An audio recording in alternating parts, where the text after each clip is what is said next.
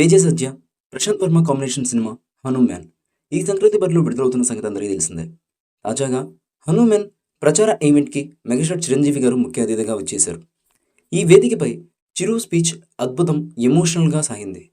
ఆయన తనకు హనుమంతుడితో ఉన్నటువంటి అనుబంధం, భక్తిభావం గురించి అద్భుతంగా మాట్లాడారు.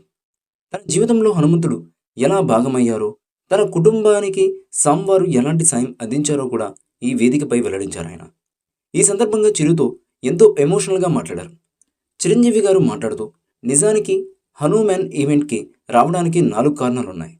నా ఆరాధ్య దైవం, నేను చిన్నప్పటి నుంచి అన్నీ తానే అని నమ్మిన స్వామివారి కోసం, అమ్మా నాన్నల తర్వాత అన్నీ ఆంజనేయుడే. అనుక్షణం నేను ప్రార్థించే హనుమాన్ని సెంట్రిక్‌గా తీసుకుని ఆయన గురించి తెలిపే సినిమా 'హనుమాన్'. డైపర్లు వేసుకునే స్థాయి నుంచి డయాస్‌ని పంచుకునే స్థాయికి వచ్చిన యంగ్ హీరో తేజ సన్య ఒక కారణం. ఈ మధ్య టీజర్, ట్రైలర్ చూశాక వీఎఫ్ఎక్స్, కథ, సౌండింగ్ ప్రతిదీ నచ్చాయి. తొలిసారి ఎవరు ఈ డైరెక్టర్ అని అడిగి తెలుసుకున్నాను. దర్శకుడు ప్రశాంత్ వర్మ కూడా ఒక కారణం. కొద్ది రోజుల క్రితం వీరు నా దగ్గరికి వచ్చి 'హనుమాన్' ఈవెంట్‌కి ముఖ్య అతిథిగా రావాలని కోరారు. ఏమాత్రం సమయం తీసుకోకుండా అన్ని రకాలుగా ప్రోత్సహిస్తానని వారికి చెప్పాను. ఎప్పుడూ కూడా నా ఆరాధ్య దైవం హనుమంతుడి గురించి నేను చెప్పుకునే సందర్భాలు తారసపడలేదు.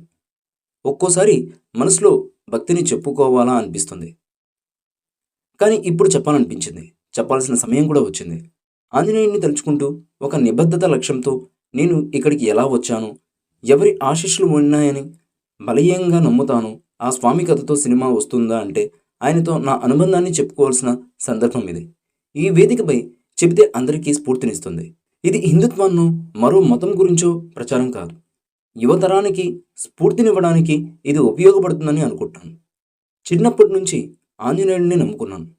మీరు కూడా నమ్ముకుంటే ఎదుగుతారని చెప్పాలనిపించింది. మనసు అంతరార్థంలో నుంచి ఈ మాటల్ని వెలియబుచ్చుతున్నాను. నాన్నగారు కమ్యూనిస్ట్. ఆయన దేవుళ్లకు దండం పెట్టేది అరుదు. అమ్మ శనివారం వెంకటేశ్వర స్వామిని దండం పెట్టేది. అంతకు మించి ఎవరూ స్వాములను, దేవుళ్లను కొలవలేదు. నేను 7వ తరగతి చదువుతుండగానే పొన్నూరులో ఆంజనేయ స్వామికి గుడికి వెళ్ళి దండం పెట్టుకునేవాడిని.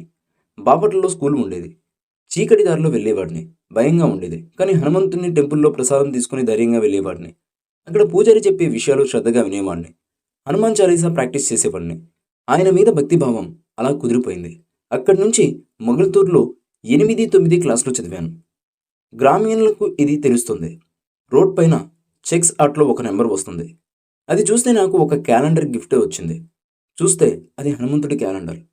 ఆ రోజు నుంచి ఇప్పటికీ నేను ఆంజనేయ స్వామిని ప్రేమ కట్టి పూజిస్తూనే ఉన్నాను. నేను హనుమంతుడిని వెంటపడ్డానా, లేదా ఆయన మీద ఒక గురి కుదిరాక ఆయనే నా వెంట పడ్డారో తెలియదు. నేను 10వ తరగతి చదివేటప్పటికి ఎక్కడో పేరాల చీరాల వద్ద నాన్నగారు పనిచేసేవారు. అక్కడి నుంచి 3 ఉత్తరాంధ్రకు సడన్గా విధి నిర్వహణ ట్రాన్స్ఫర్ అయ్యింది. కానీ అక్కడికి వెళ్ళడం నాన్నకు ఇష్టం లేదు. లాంగ్ లీవ్ పెట్టారు. నాన్నను చూస్తే దిగాలుగా అనిపించేది. నాన్నకు నేను 15 ఏళ్ల కుర్రాడిగా సందేహిస్తూనే ఆంజనేయుని నమ్మితే అనుకున్నది అవుతుందని అన్నాను. అవునంటావా, జరుగుతుందా, చేద్దామా అన్నారు నాన్న. నేను హనుమాన్ చాలీసా రాసి ఇచ్చాను. ఉదయం నుంచి మధ్యాహ్నం వరకు చదివారు. నెల రోజుల్లోపు ఏ ఊరు నుంచి ట్రాన్స్ఫర్ అయ్యారో అదే ఊరికి తిరిగి ట్రాన్స్ఫర్ అయ్యారు. అప్పటి నుంచి నాన్నగారు హనుమాన్కి పర్మనెంట్ భక్తుడయ్యారు.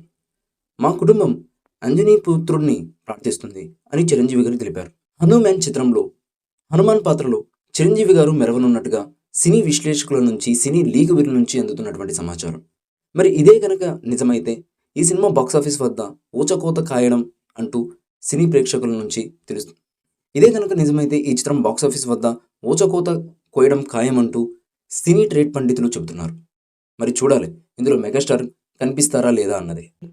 ఈ మూవీపై మీ అభిప్రాయాన్ని కామెంట్ బాక్స్లో తెలియజేయండి. ఈ వీడియో మీకు నచ్చితే లైక్ చేయండి, షేర్ చేయండి, కామెంట్ చేయండి. మరిన్ని అప్డేట్స్ కోసం మన ఛానల్ని సబ్స్క్రైబ్ చేయండి. అలాగే పక్కనే ఉన్న గంట సింబల్ని గట్టిగా టంగ్ టంగ్ అని కొట్టేసేయండి.